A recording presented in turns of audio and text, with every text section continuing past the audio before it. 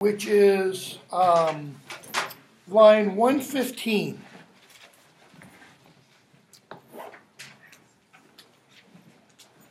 So, Heorot's been built. The Shope is singing about creation, and we're told it bothers Grendel. Okay?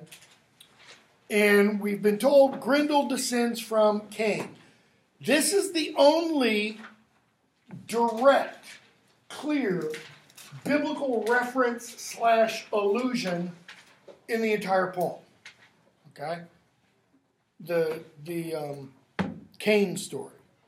There are going to be other allusions that we'll talk about, but that's the only very, very clear and direct one. So, picking up with 115. When night descended, he went to seek out the high house to see how the ringdanes had bedded down. Notice, after their beer drinking. Okay? Poet makes very clear, Grendel comes at a specific time. 1, it's night. 2, it's after the Danes have drunk. Or, change the verb. After the Danes are drunk. Okay? He found therein a troop of nobles asleep after the feast. They knew no sorrow or human misery.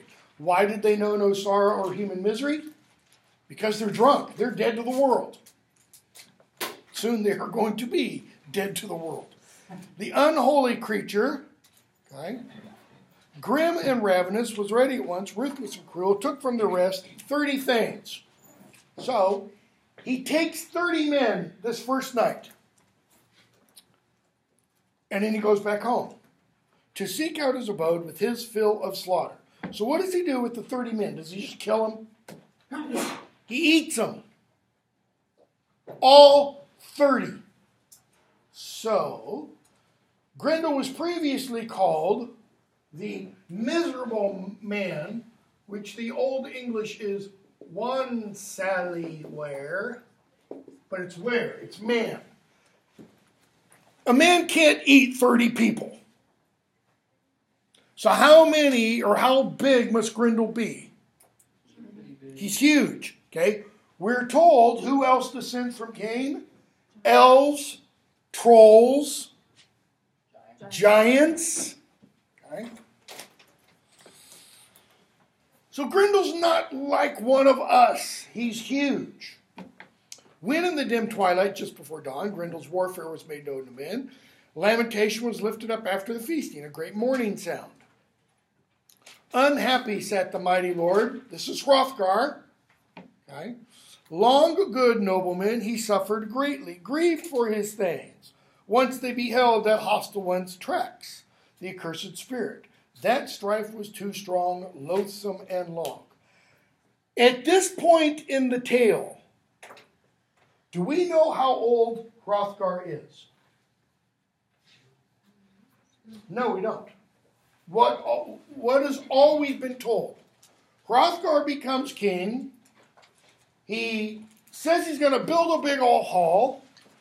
He gets people from far and wide to contribute tribute to build that hall, and he builds it. Singing goes on in the hall. That disturbs Grendel, and it's kind of implied. Grendel comes the next night, to terrorize the hall. We're going to be told later on how old Hrothgar is, okay? And how old he was, essentially, not exactly, but within a few years.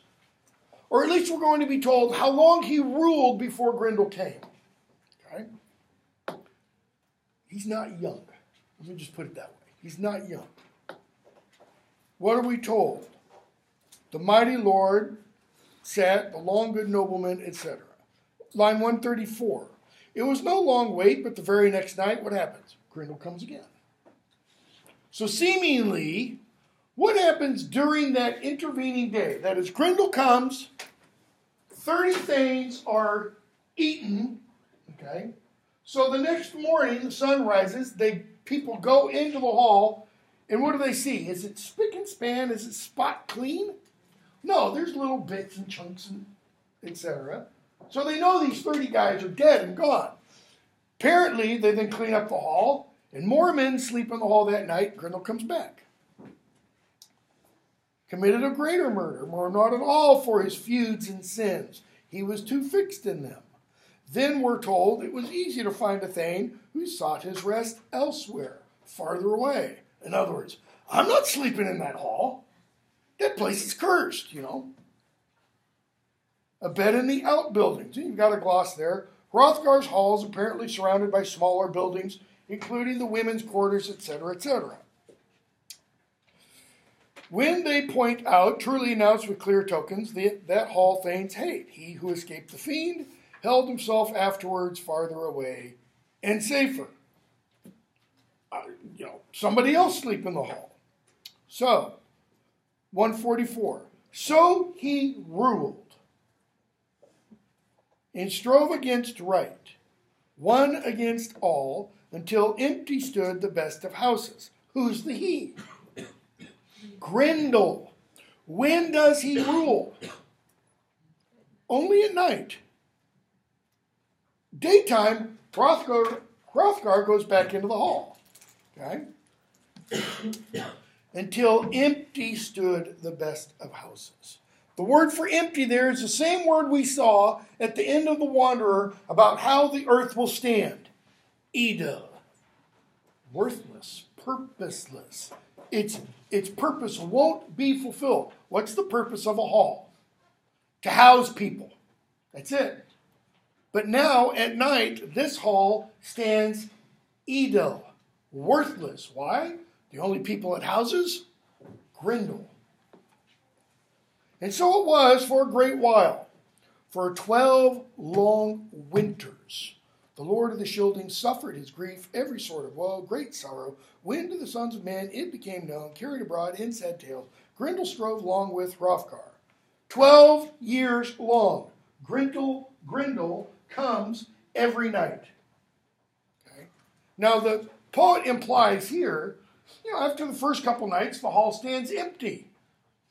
The poet will say elsewhere, no, it doesn't stand empty, but each night some Danes get tanked up on beer and say, yeah, we'll fight him, the dirty son of it, and they go and stay in the hall. And the next morning they bring in the fire hoses, and proverbially wash out the guts. How many men does Hrothgar have? We're told he amassed a huge army. The implication is he can amass such a large army that he can lose a sizable number of men every night for 12 years. Okay? What does Hrothgar do during those 12 years? Does he arm up and fight Grendel? No. He does what? 148. He suffers his grief, every sort of woe. So that eventually stories about Grendel and his warfare against Hrothgar, what? Get spread far and wide. This, I've mentioned this is the only story we have about Beowulf. This is also the only story we have about Grendel. Grendel doesn't show up in any other stories. Okay?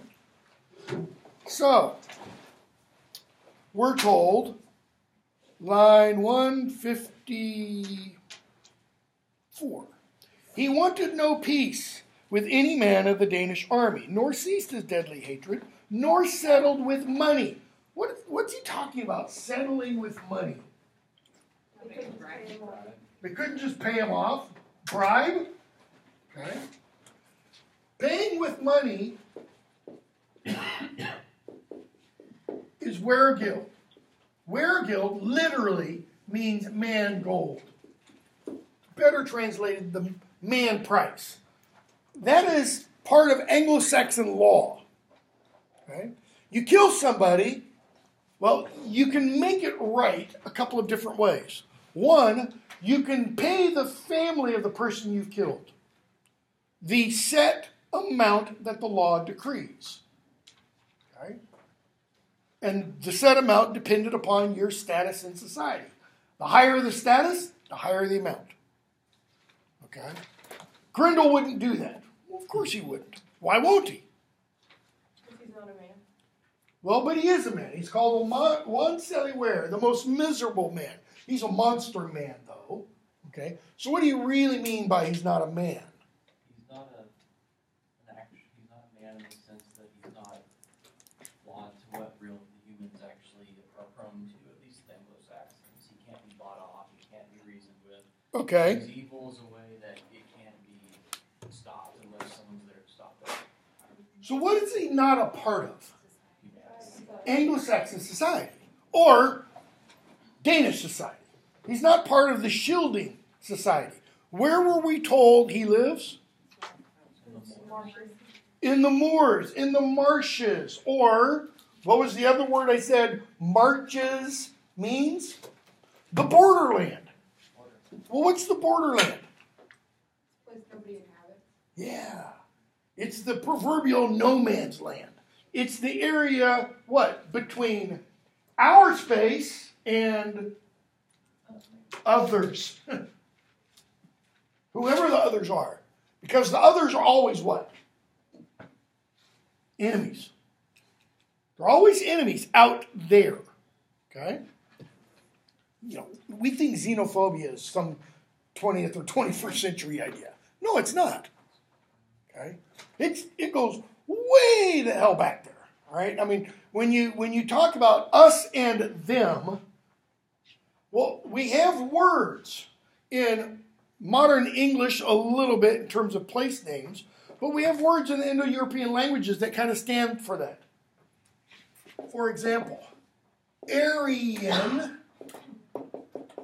Iran, and Ireland all have the same root.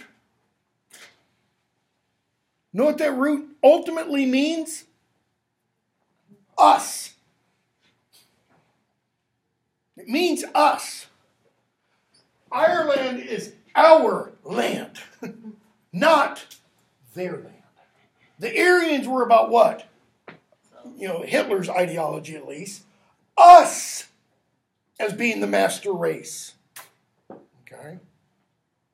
So, Grendel is always, and all Grendels, all monsters, are always out there. It's when the monster arises within, that's when you kind of have problems. And some Germanic literature is about that.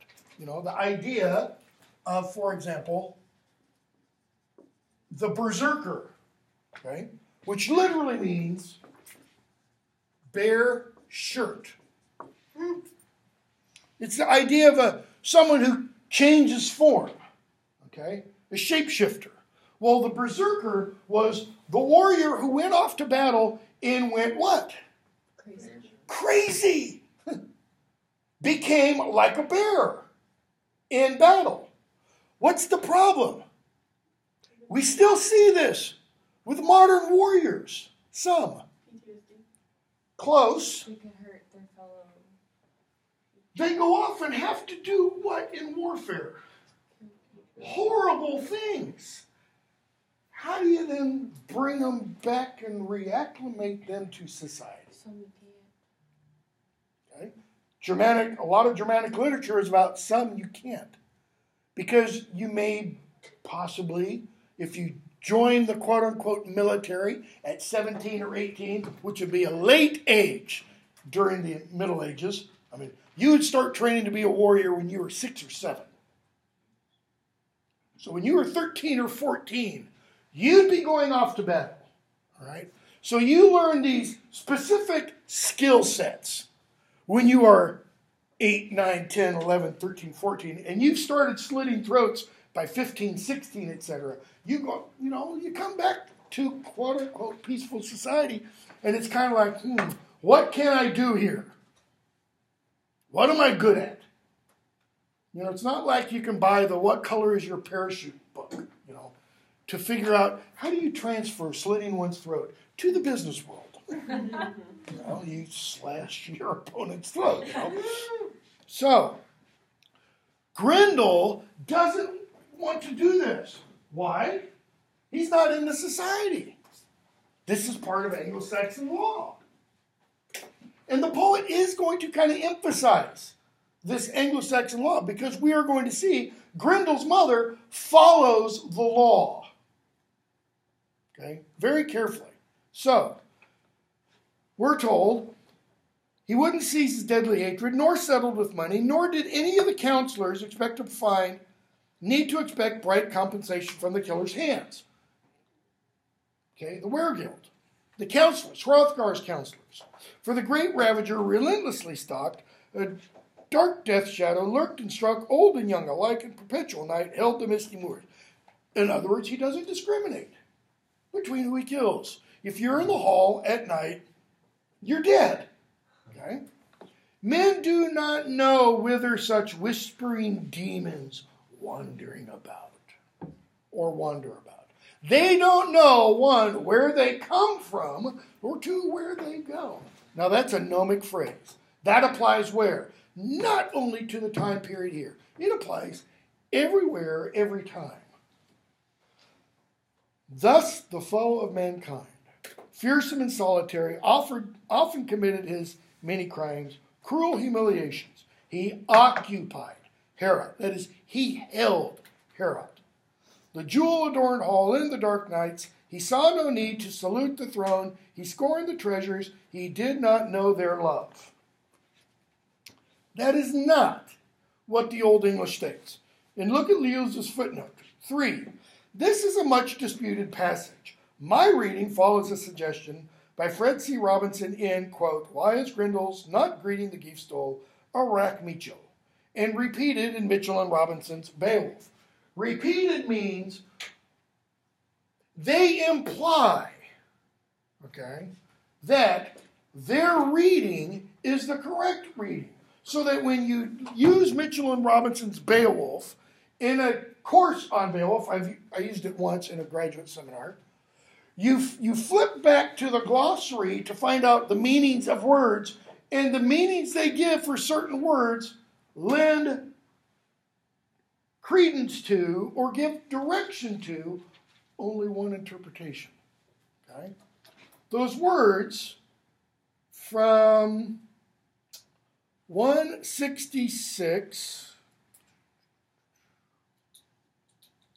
to 168 read this. And I got to spend a little bit of time on this because it's pretty important. 160.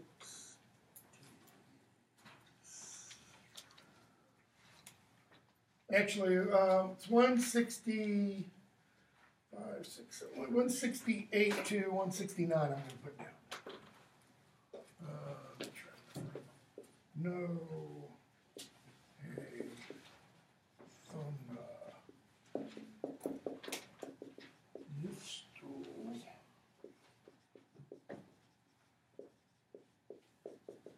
Great and Bosta.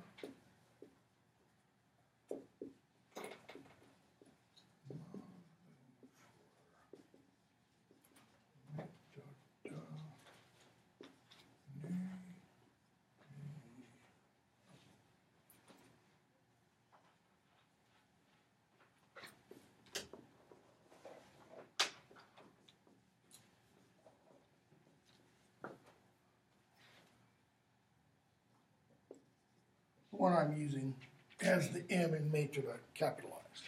Okay? So, the Old English reads, No he thona yistor greaton mosta, madam formatada, ne his mina wissa. That is lines 168 and 69 in your book, which translate that.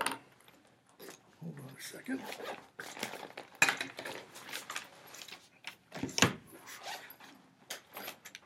Red one. Which translates that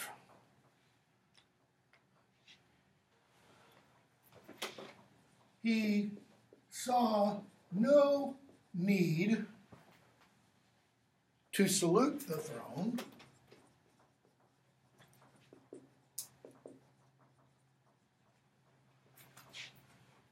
he scorned the treasures,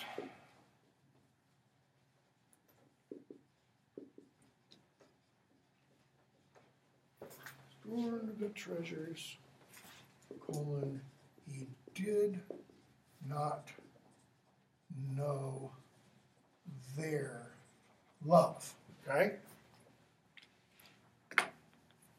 Here's the literal, word for word translation. Not he that gift stool, and I'm going to put here, thrown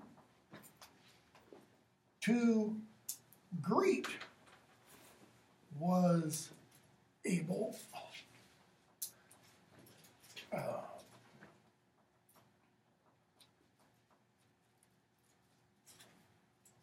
treasures before or in front of God, nor or not his love knew. So now put that in more modern English. Okay? We wouldn't say, not he that thrown to greet was able. We would say, he was not able to greet that throne. How do you greet a throne? Do you walk up to him and go, hello, my name's Ted, nice to meet you. And the throne goes, Bow down. Do you bow down to it? Or does it simply mean to approach it? Okay? So, he was not able to greet / approach that throne. And then you get this clause. Treasures before God. The way I, and many other scholars, Beowulf scholars, read this line is that this is an appositive for this. It's restating the gift throne. That's the treasure before God. Okay? Nor his love knew. Now, look at the difference between this and Liuza's / Mitchell and Robinson's. He saw no need to salute the throne. Okay. No need, that's not able. Salute the throne, that's greet the throne. Need, the idea of need there is not applied anywhere in that line. Okay? He scorned the treasures. Well, there's nothing there that talks about scorn. Okay? Plus, what happens to this? It disappears. Why? Because it's problematic for a particular reading of the poem. So it's almost like, well, because it's problematic, let's just get rid of it. Let's just make it easy to read it the way we want. And then you get this. Nor his love knew, he did not know their love. Who's the there? Their love of God. The Danes. Is it the Danes? Because if it is, there's no plural pronoun to stand for it. So it's thrown in. Because Mitchell and Robinson believe there are problems in this passage. And they believe, if I remember correctly, like J.R.R. Tolkien suggests in his translation of Beowulf and in his essay on Beowulf, this passage, beginning from essentially 164, going up to about 188, going up to about, 188, is all added later. Tolkien thinks as the poem was originally composed, none of this from about 164, 165 to about 188 was included. But some later Christian monk adds this in because he's trying to Jesusify, the poem. He's trying to make it more Christianly palatable. Okay? I think Tolkien's completely wrong. Because I think what the poet is suggesting in these lines gets echoed later on. And it's part of the center of the poem. All right? So, go back. let me use this translation. He was not able to greet the throne. Treasure before God, because often you will have a plural that actually is meant to be understood singularly. Okay? Treasure before God, nor his love knew. The he there is talking about Grendel. Grendel was unable to approach the throne. What does that mean? If this room is the hall, and you've got the central hearth, the fireplace right here, Hrothgar's throne would be like right here. Grendel could go anywhere in this hall he wants. He can sit in any seat he wants, but not the big seat. It's like he goes up to that throne and is somehow repelled. He can't get near it. Why? Because he did not know God's love. What's that telling us? If my reading and not Liuz's / Mitchell Robinson's is correct. There's something holy about the gifts. Bingo! There's something special about that. Okay? Well, what is it? Is it possibly the king in general, or Hrothgar's, like, at least in the Anglo-Saxon or the Danish way, and never, I guess, how they interpreted this, he's like kind of that next closer to God, so he can't really get to that? Close. I think that's pretty close. Would it be that, like, Hrothgar is not, like, necessarily very parallel to him, but, like, they're kind of like how priests and preachers are? Close. He's anointed. It's even closer. It's kind of like what St. Paul writes in Romans. Okay? I think it's Romans 12. All government, he says, is what? Instituted by God. That's not. He's not saying they're all, quote unquote, Christian government. Because when St. Paul's writing that, who's the government he's really thinking about? Rome. About as far from Christian government as one could get. Because Rome is still doing what? Crucifying people. Crucifying people. Okay? I mean, it's just before Nero starts using, Christians as lanterns. Putting them up on crosses and lighting them. Literally. Yeah. Oh. Soak them in tar, crucify them, and light them. So they burn to death. Okay? So what else does the poet then do? That was deep misery to the Lord of the Danes, crushing his spirit. What was deep misery? See, some people read this as the he refers to Hrothgar. Couldn't approach the throne. Why? Because Grendel rules the hall at night. So does that then mean Hrothgar did not know the Lord's love? Well, they look at what's going to follow and say, well, obviously he didn't know the Lord's love. Why? Because Grendel's ruling the hall.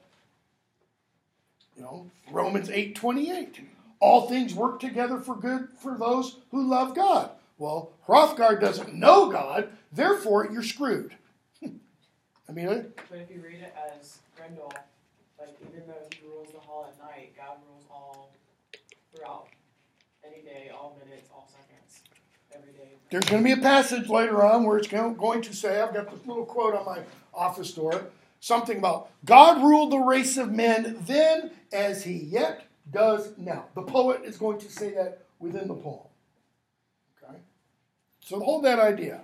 So this is deep misery to Hrothgar. Many a strong man sat in secret council, considered advice. What would be best for the brave at heart to save themselves from the sudden attacks? The many a strong man, this is talking about Hrothgar's counselors. They sat there and they pondered deeply. What can we do about Grendel? How can we solve the problem of Grendel? And at times, they offered honor to idols at pagan temples. See, this is really where Tolkien and others say, this is definitely some Christian interloper coming in and going, yeah, well, it's because they didn't love Jesus enough. It's because they offered sacrifices to pagan temples. They offered honor to idols at pagan temples. Prayed aloud. Though they're for pagan, it's heathen. line 176.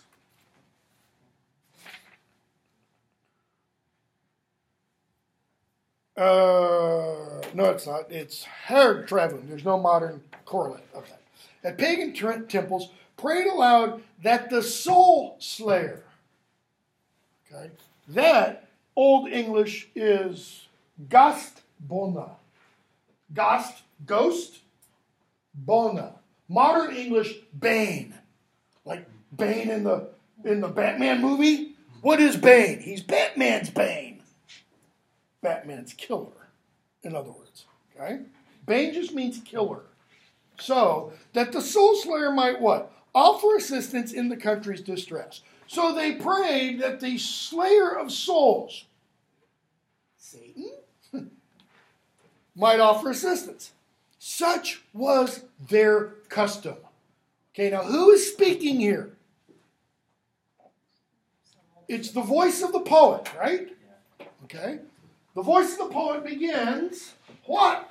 In other words, we know about the glory of the kings of the Spear Danes long ago. He's looking way back in time. The voice of the poet is clearly Christian. The speaker, the persona, the narrator, if you want, is clearly Christian. He's speaking to, more than likely, I would suggest, a Christian audience. Otherwise, they wouldn't understand some of the stuff that is being said. The period in time that the poem is set is pre-Christian, not pre-Christ. It's pre-Christian Scandinavia. Christianity doesn't reach the north of Germany, Denmark, Norway, and stuff till about 1000 AD. Okay? So, such was their custom. The hope of 179 heathens, Hathenra, the Old English, the hope of heathens, they remembered hell. Okay? By using the term heathen, that's what makes it clear that the speaker is Christian. Why? Because if the speaker's not Christian, if the audience doesn't know anything about Christianity, heathen, the use of that word, makes absolutely no sense. Because it only exists in what? In opposition to Christian. Pagan's different. See, heathen doesn't mean pagan. Heathen means unbelieving. That's what it really means. It means not Christian. Pagan can mean, anything. Okay? So, such was their custom, the hope of heathens. They remembered hell in their minds. They did not know the Maker. Remembered hell. It's like that's where they came from. The poet is almost implying. They did not know the Maker, kind of like, nor knew God's love. Grindle here. They did not know the Maker, the judge of deeds. They did not know the Lord God, or even how to praise the heavenly protector, the wielder of glory. Okay? So that's all pretty clear. These people are damned because they don't know God. How do I know they're damned? Well, look at the next line and a half. Woe unto him. The Old English is Wa bith thum the shall. Woe to him who shall or must. Okay? Woe unto him who must thrust his soul through wicked force in the fire's embrace. It doesn't end there. Expect no comfort, no way to change at all. This is the idea. This idea of not expecting any change that is woven throughout the center of the poem. But if Tolkien and others are right, and this doesn't belong to the poem, then that lessens that idea. Okay? So, if you don't expect any change, then what do you get? Woe. Why? Because you must suffer the fire's embrace. The fire is clearly referring to what? Hell. It's hell. Okay? Pagan Anglo-Saxons did not have a conception of hell as being a place of fire. What was hell? To the pagan Germanic people. Cold. Really cold. Okay? And it was kind of just boring. Deathly, god-awful, boring for all eternity. Until Ragnarok, in which, the lights turn out. It's just a place of sighing in cold. Think of about, 4 weeks ago when it was 2 degrees. And it's like that for all eternity. And you can never really get warm. And you have nothing to do for all eternity. Something I was reading called it, more associated with the limbo idea. Like their hell was closer to us. Yeah, but it's not even limbo in the Dante sense kind of limbo, if you've ever read the Divine Comedy. Because those that are in limbo, at least it's not suffering. It's just really boring for all eternity. Okay? It makes sense that their idea of hell would be cold because, it's really cold there. Yeah, If you're not in the hall, Southern Scandinavia, yeah. It's, really cold. Exactly. Okay? So, he finishes that. Notice it doesn't just stop there. It shall be well for him. In other words, wellbeth tham the. Must. It shall be well for him who can seek the Lord. Next word. After his death day. And find security in the Father's embrace. Okay, now notice what that says. The Old English. Wellbeth tham the after death dia, drichten setjen, to seek. It's not even just who can seek, it's who is able to seek the Lord, and to the Father's embrace, what? Find security, find peace, find stability, if you want, even. Now, that passage, is not usually translated the way I'm going to suggest it should be translated. And that's because I think a lot of the translators probably aren't familiar with the writings of the early church fathers, or some of the early church fathers. It shall be well for him who, I'm going to say, is able to seek. The mot setjein. Mot is able, setjein, to seek the Lord after his death day. Modern Protestant 20th, 21st century American Christianity essentially says what about salvation? When must it be found? Before you die. Turn, what's the other half of the phrase? Or burn. Turn now or burn later. Like that one Baptist church's bus that I've mentioned before. I've got that thing seared in my memory. I'll never forget it, okay? Notice what this speaker says. You're able to do what? Seek the Lord after death. Does that mean you die? No, not there. No, not there. The implication is it's possible to die not, quote unquote, knowing Jesus, and to be able to find Jesus. Okay? There are some writers, early church fathers, who say that exact same thing.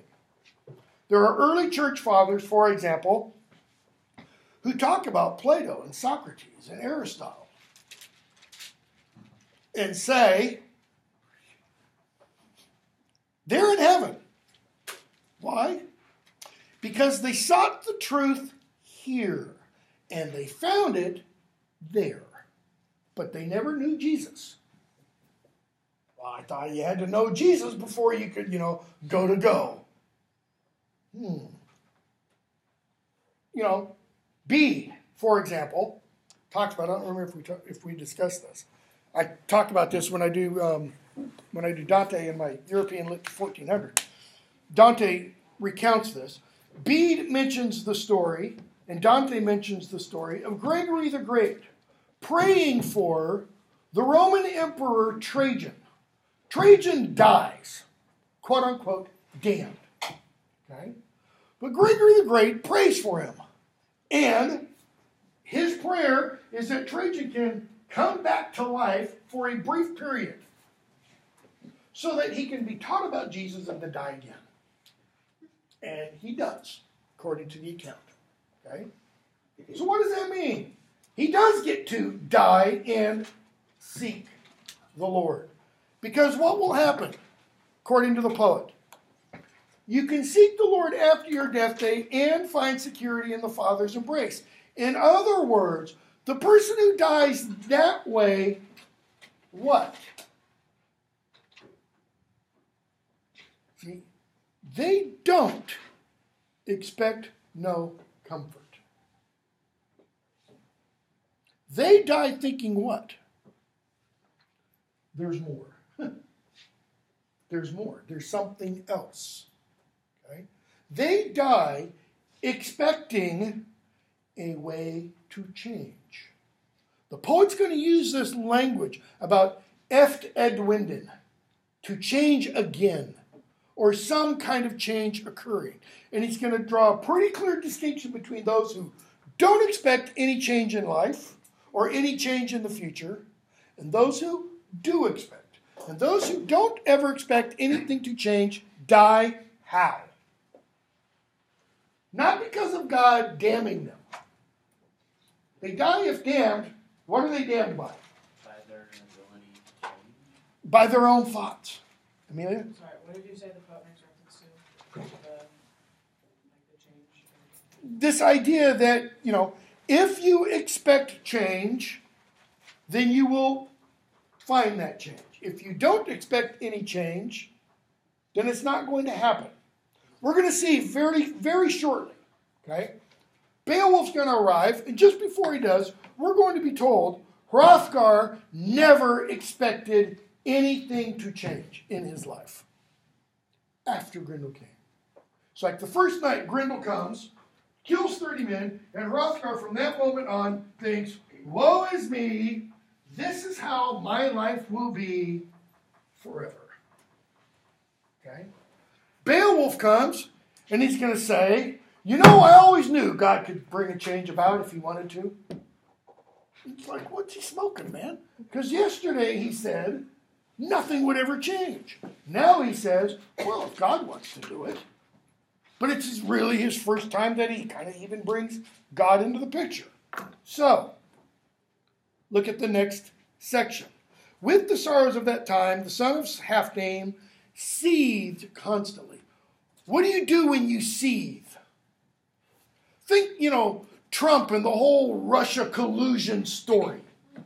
He seethes with that. Why? He thinks he's not guilty of it. So it occupies his mind. His mind boils over with it. Hrothgar's mind similarly boils constantly. That's what to seethe means. It's boiling. Over what? The sorrows of the time. So if you're constantly seething about something, what are you never expecting? It to change. Yeah. Nor could the wise hero turn aside his woe. Too great was the strife, long and loathsome, which befell that nation, violent, grim, cruel, greatest of night evils. So what's Hrothgar do for 12 long years? Stews. He just, this is your pity party par excellence.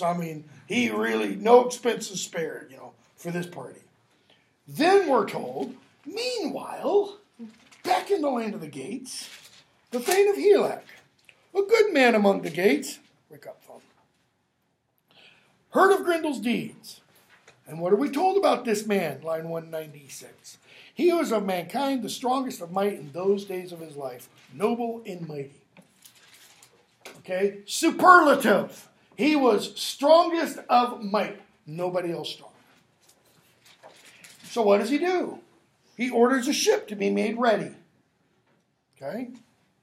How do I know it's a ship? It's a good wave crosser. That's a boat. Okay. Said that he would seek out that war king over the swans riding. That's the ocean. The renowned prince who is in need of men.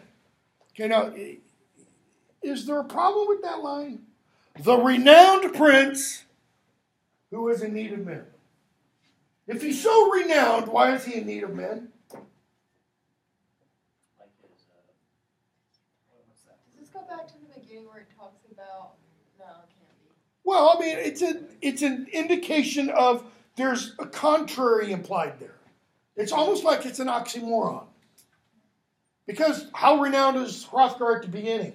He's so renowned, men come from far and wide to join his troop. Yeah, so it's kind of like his men that back him up, showing like, yeah, this guy's pretty great. Okay, what's been happening to his men for the last 12 years? Dies. They're getting gobbled up. Is it that he no longer has any troops? No, because when Beowulf gets there, we find out he still has men. Okay?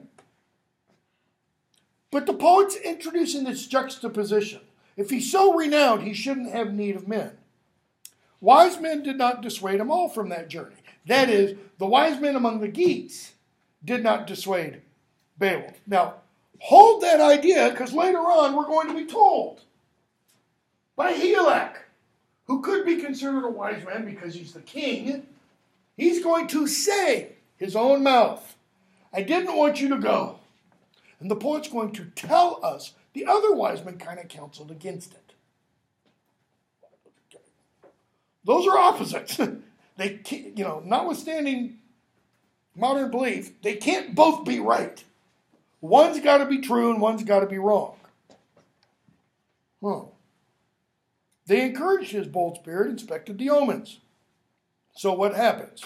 He picks out the boldest champions, the best he could find. As one of 15, he sought the seawood. As one of 15, that is, Beowulf and 14 others. What does that mean? He sought the seawood. He looked for the boat. That's all it means. Doesn't mean literally look. Like, shoot, where'd they hide that damn boat? It just means they went to the boat. Okay? So they get on the boat. They sail across the ocean. And we're told. Line 81. Line 80, let's back up. He remembered his boast. He gave out rings, treasure at table. The hall towered high and horn-gabled. It awaited hostile fires. The surges... Nope, sorry. Wrong page. My page flipped. Because I knew I'd read that before. So they land on the shore, and what happens? When from the wall, line 229, the Scyldings watchman, his duty was to watch the sea cliffs, saw them bear down the gangplank, bright shields, ready battle gear, and he's thinking, who are these guys? Because what does he see happen? Okay, he's standing on a bluff, looking down at the shore, and he sees a boat land. And he sees 15 men, armed to the teeth, land on the shore. What's the first thing in his mind? Invasion. Okay. So he rides down there and challenges them. We're told he shakes mightily his strong spear. This is a warning. This is a threat. He goes out there, shakes his spear at them, and challenges them. What are you, warriors in armor, wearing coats of mail, who have come thus sailing over the sea road in a tall ship hither over the waves? I doubt that he actually sounded like that. He probably said, what the hell do you think you're doing? This is our land. Leave. He says, I've been Coast Guard here a long time. I've never seen anybody as bold as you have shown yourselves to be. And he also says, 247, and I've never seen a greater earl on earth than that one among you, a man in war gear. That's no mere courtier. In other words, you're no mere hanger-on. He's talking about Beowulf. Is that because Beowulf stands head and shoulders above all the others? Because this is Arnold Schwarzenegger in his prime? Possibly. He's confident in his Is it that he's confident in his bearing, his demeanor? Whatever it is, there's something about Beowulf that says, I'm not like these other guys. Okay? Unless his looks belie him, his noble appearance. So he says, tell me who you are. Lest, we think you're spies. So the eldest one answered. Who's the eldest one? It's Beowulf. Are we told how old Beowulf is? No. The poet never tells us Beowulf's age. Which is really interesting, I think. And I have not yet come across any article that discusses Beowulf's age. Because it's one I've been kind of kicking around in the back of my mind. So Beowulf says, we are men of the Geatish nation. That is, you want to know our lineage? We're Geats. Okay? We're men of the Geatish nation and Helak's hearth companions. So we're not only Geats, we sit at the table with the king of the Geats. In other words, we're no mere Slavs. Okay? We're pretty powerful here. He says, my father was a noble commander named Ecgtheow, well known among men. Beowulf doesn't say, hi, I'm Beowulf. He just says, my father was named Ecgtheow. He was well known among men. What might be one way of interpreting that? What might be one way of understanding what Beowulf is saying? His father was a king or Okay, he wasn't a king. He was a warrior. He was a warrior. Okay, that's pretty clear. Are you saying that, like, he wants to know that, like, my father was respected and I come from good people? Could be. What if the Coast Guard doesn't know of Ecgtheow? What if he's never heard of him? See, this is the way Beowulf's turning the tables. My father was well known among men. And the implication is, Oh. You're not a man. if you don't know him, you're not a man. That's really undercutting. I wouldn't go quite that You're far. not civilized. Bingo. Okay? And if you've never heard of him, well, then you're not reading the right kind of stories, buddy. So he goes on.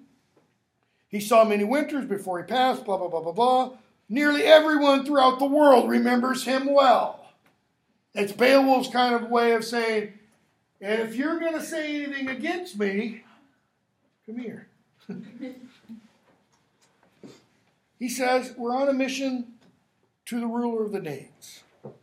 We've heard about a monster, and I'm a monster killer. Okay, so notice what he says, 278. I can counsel Hrothgar, advise him how, wise old king. So now we're told Hrothgar's old, but he's also wise. How he may overcome this fiend. What's the next line say? If a change should ever come for him. Go back to 185. Those who have their souls thrust in the fire's wicked embrace expect no comfort, no way to change at all. If change should ever come for Hrothgar, guess what? Meet change. Hope and change wrapped up in one person. A remedy for the evil of his afflictions. Notice what the change is Beowulf is talking about. What's a remedy? It's a cure for ill. Okay? And his seething cares turn colder. Goes back to the seething brain. In other words, I'll turn the temperature down a bit. I will bring peace to Hrothgar. Or else forever afterwards, a time of anguish he shall suffer his sad necessity, while there stands in its high place the best of houses. Here's Hrothgar's opportunity. He can let me come, and I will bring change for him. I will cool his burning mind, or he gets to sit forever with this burning mind. How do we know forever? Because if you never expect any change, what happens when you die? That's how you die. burning forever. It might not be a literal fire's embrace. It might just be the eating away of your own mind. Okay? The Watchman says, a sharp-shield warrior must be a judge of both things, words and deeds, if he would think well. Put that in modern English. What's he talking about? A Coast Guard, a protector, a guardian, must be able to discern what? Words and deeds. What does he mean? Let's put it another way. A person going into an election booth must discern well words and deeds. Speakings versus the actual actions and what they say. Because when you go in and vote, what are you voting on? Words. But you think what? A certain action will come of it. They're going to do it. Okay? King Creon in Sophocles' Antigone says, you can never know a man until you see his actions. It's one of the great dramatic ironies of that play. Because he's painting himself out to be this great ruler, great ideas. And then he puts his ideas into actions and we find out he is a horrible ruler. Okay? But what's the problem? For some candidates, what? We don't know how they're going to rule. This is why, historically, if you have, for example, a senator running for president and a governor running for president, historically, who usually wins? The governor, because Why? he's already filled like an executive. Because the governor has done an executive job. The governor has done things. What do senators, quote unquote, do? Legislate. Nothing. They talk. They talk. What's the Senate called? The world's greatest deliberative body. That means they sit around and talk. Yeah, they write laws. But is writing laws doing something? No, not really. Because who does it? Well, the executive, president or governor, has to sign those laws, but who actually then has to enforce those laws? The quote-unquote men and women in blue. Right? That's why we have police. They're the ones who do the enforcing. Okay? Beowulf is saying, I'm the enforcer. I'm the doer. And so the Coast Guard's like, great speech here, buddy. I love the idea you're going to kick Grendel's you-know-what. Now it's my job to determine, can you do it? Or is it just merely beautiful words? I understand that to the shielding Lord you are a friendly force. In other words, he's signing the hall pass. You can go. Go forth, bear weapons and armor, I shall guide your way. Notice he could say, leave all your weapons and armor here. We'll leave a guard over it. But he's saying no. Why? I trust you. Now, we don't know it at this point. But this is a really gutsy move on the part of the Coast Guard. Because when Beowulf leaves the Danes, we're going to be told the Danes and the Geats, prior to Beowulf's arrival, have been in a relationship of hostility. Cold War, North Korea, United States. We tend to think, we're not at war. Yes, we are. Literally, we are at war. Why are we not at peace? Because a peace treaty was never agreed to between the North Korean forces and the United States forces. An armistice was signed. What is an armistice? A cessation of hostilities. So is the absence of open hostility peace? Not really. Okay? So he's saying, in the midst of hostility between their two nations, I trust you. This would be like, let me pick a year, 1983. A Russian PT boat landing on the coast of Virginia with 15, quote unquote, sailors, armed to the teeth, and, a Coast Guard standing there going, yeah, I trust you guys. Okay? Cold War was really revving in 1983. So, he leads Beowulf and his men off to Herod. And then says, line 316, time for me to go. In other words, have fun storming the castle. The Almighty Father guard you in his grace. Whoa. What kind of language of a pagan German is this? Odin guard you in his grace? Odin doesn't have grace, first of all. Not even Anthony Hopkins, has this kind of grace. Safe in your journeys. I got to go back to the sea and watch the hostile hordes. So they walk along, line 320, a stone-paved road. Big deal, right? It is a big deal. Here's why.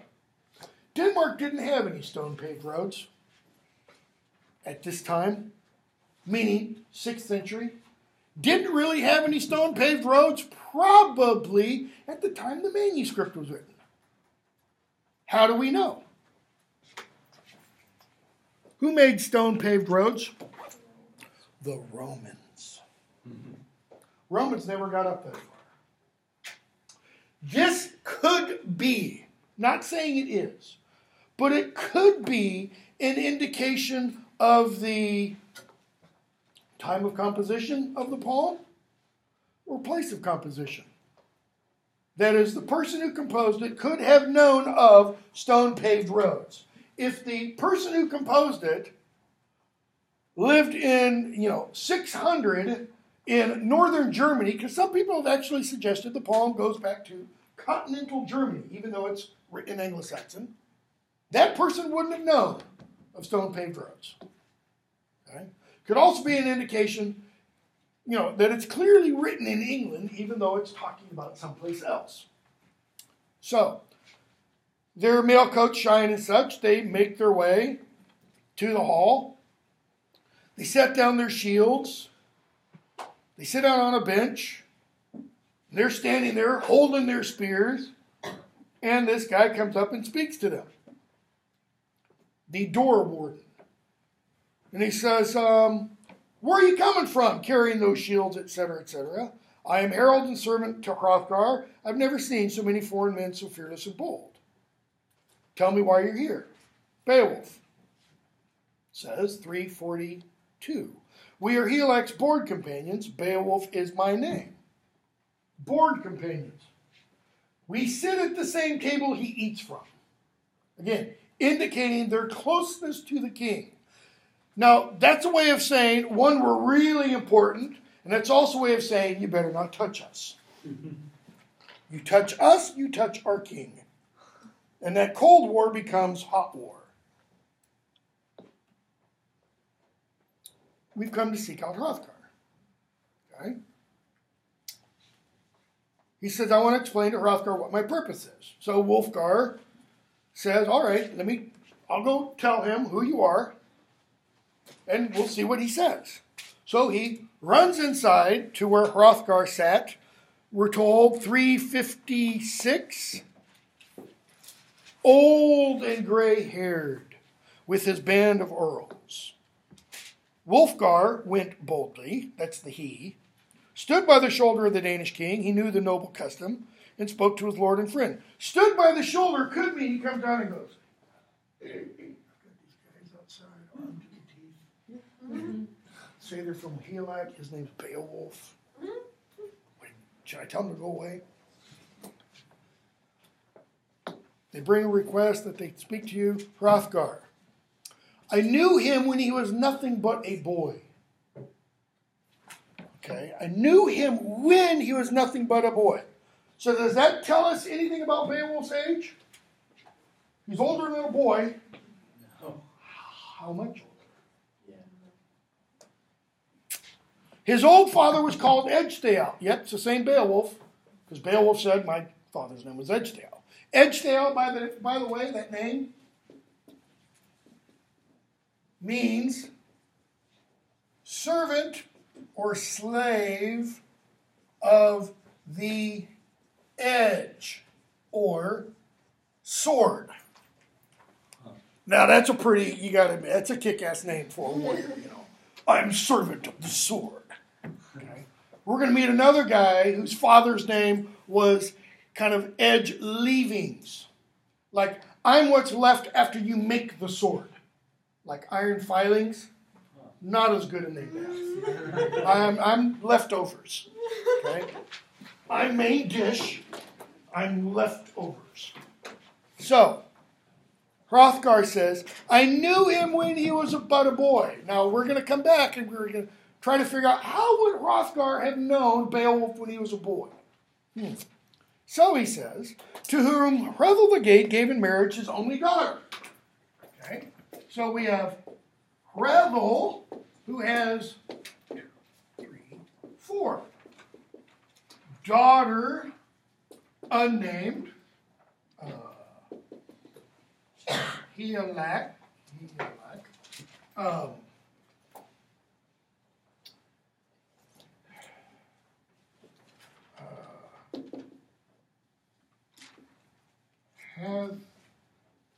Hathkin,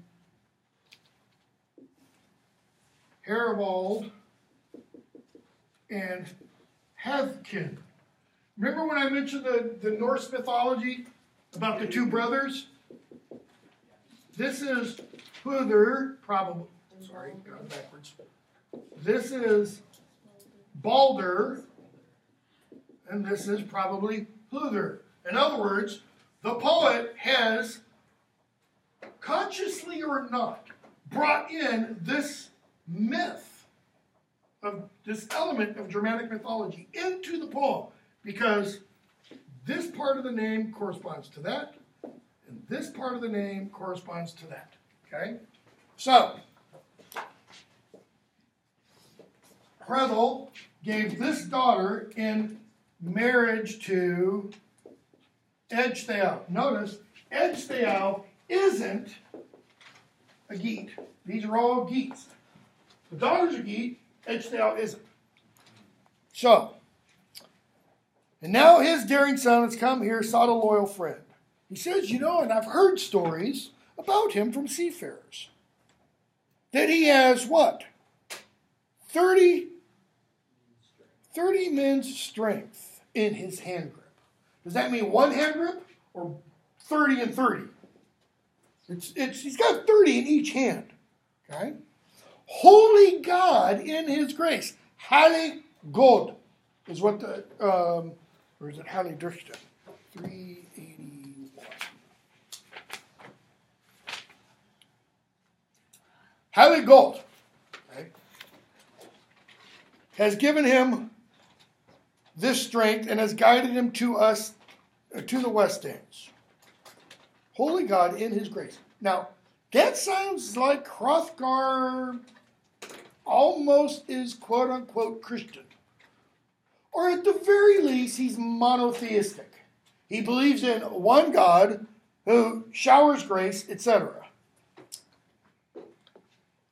To this good man I shall offer treasures for his true daring. He says, send him in. Okay? So, Wulfgar goes out, tells Beowulf, you can come on in. He knows your ancestry, your hardy spirits, etc. And Beowulf and his men go in. And Beowulf addresses Hrothgar, 4:07. Be well, Hrothgar. The Old English is actually a phrase that gets modified slightly in the Middle Ages and becomes part of a very famous Christmas carol. Was hail, Hrothgar. Be, we don't use it very often, but we still can. heal. Like hail and hearty. Be whole, Hrothgar. Be healthy, Hrothgar. What does it become in the Middle Ages? Wassail. Here we go, a wassailing among the leaves so green. What does that mean? That means you're bringing the drink called wassail, which is delicious, supposed to make you whole. Too much of it and you go the other way. So, be well, Hrothgar. I'm Helek's kinsman, young retainer. In my youth, I'm Helek's kinsman and young retainer. In my youth I have done many glorious deeds. Is he saying I'm young compared to Helek? Because people don't often say, I'm the young retainer and in my youth. Because kind of when you say in my youth, what does that imply about now? I'm not as youthful now. Okay. So does that mean if I were to say in my youth, I'm 56 now, do I mean when I was 46? A little bit. Do I mean when I was 16? Okay, that's definitely in my youth. There's going to be a problem with how old Beowulf is. So he says he did what? I did many glorious deeds. He says, I heard about your Grendel problem. My own people advised me, best warriors, wisest men, I should seek you out, because they know the might of my strength. They themselves had seen me, 4:19, bloodstained from battle, come from the fight, when I captured 5. 5 what? Well, the thing that's going to be mentioned in the next clause. Slew a tribe of giants. So I've captured 5 giants. I slew another tribe. So he's guilty of what? Gianticide. Okay. Not gens, giants. Okay. He killed a race of giants. And on the salt waves, he captured 5 giants. He killed a tribe of giants. And on the salt waves, he fought sea monsters by night. Why by night? Because that's so much worse than during the daylight. Because in daylight, you can see them. But at nighttime, they're dark, you know. It's like reaching out for them. What else? I survived that tight spot, avenged the waiter's affliction. They asked for it, you know. They attacked us. What else? And crushed those grim foes. And now, with Grendel, that monstrous beast, I shall by myself have a word or two with that giant. What, he's going to kill him with his words? Is this, Roberta Flack killing him softly with these songs? And notice what he says. By myself. The 14 other men are what? Window dressing, man. I mean, these are studs in armor. That's all they're there for. They're just to make them look good. So, he says, let me do this. Don't refuse me this wish. 4:31, that I might alone, and there's a typo there. Oh, my own band. He doesn't go into Shakespearean, rhapsody there. I don't know if that's supposed to be or my own band of earls or one of my own band of earls. Come on. And this hardy troop cleanse Heorot. I've also heard this evil beast in his wildness does not care for weapons. So he says, me too. He's going to fight him how? Mono a monstero. Man to monster, hand to hand, no weapons. What did the Wanderer say about boasting? Don't. Until you know which way your heart's going to turn. So, he says, I'll grapple with him, foe against foe. Let him put his faith in the Lord's judgment, whom death takes. Let the one who dies put his faith in the Lord's judgment. What's that another way of saying?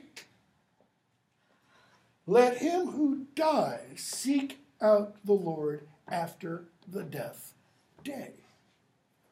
What's Beowulf really saying? My soul's good. I'll fight him. God takes me. I'm cool. I'm good with that. Okay? I expect if he is allowed to win, he'll eat unafraid the folk of the Geats in that war hall, as he has often done, the host of the Hrethmen. Okay, just imagine you film this. This is why, one of the reasons why I say, this thing is written to be filmed. You're one of Beowulf's men, and you hear him say this. What do you think? You're standing off to the side. Whoa, whoa, whoa, time out here, Lord. What do you mean he's going to eat us if you get killed? We're not going to let you fight him alone. Notice how my voice just rose, you know. We're going to fight him with you. Why? To make sure we don't get eaten. You won't have any need to cover my head. That is, you won't need to worry about burying me. Why? Because you will have eaten me. But if anything's left, send my war corslet back to Helak. Why? 454. It is Hrethel's heirloom, the work of Wayland. In other words, the son of these two, Beowulf, has Hrethel's armor. This is indicating he is held in high repute. Okay? And it's made by Wayland. Who's Wayland? The Germanic Vulcan, not Spock, the other one, or Hephaestus, the god of smithying. He's wearing a piece of armor made by a god. So don't mess with me. And Hrothgar, for past favors, my friend Beowulf, and for old deeds, you have sought us out. Okay, now what did Beowulf say he sought them out for? I heard you got a monster. I want to find him. And he pulls out his resume of monster killers. I'm a monster killer, let me kill him for you. Okay. Did Beowulf say anything about past favors from Hrothgar to Beowulf or his people? No, he didn't. Hrothgar listens to Beowulf's speech, and what does he do? He offers him. Oh, hold on with that. He kind of tries to take command of the situation. Beowulf's, after all, in his hall. So Hrothgar needs to take command. What does he do? For past favors and for old deeds you have sought us out. All that is to say, you owe me. You owe me, Beowulf. And I kind of imagine, if I were filming this, I'd have Beowulf's eyebrows go up a little bit like, really? Hrothgar goes on. Your father struck up the greatest of feuds when he killed Hidelaf by his own hand among the Wilvings. So his father started a feud. And we're not sure whether killing Hidelaf among the Wilvings means he killed Hidelaf in the Wilvings and left the Wilvings alone. Wilvings, sons of the wolf. Pretty, terrifying name there.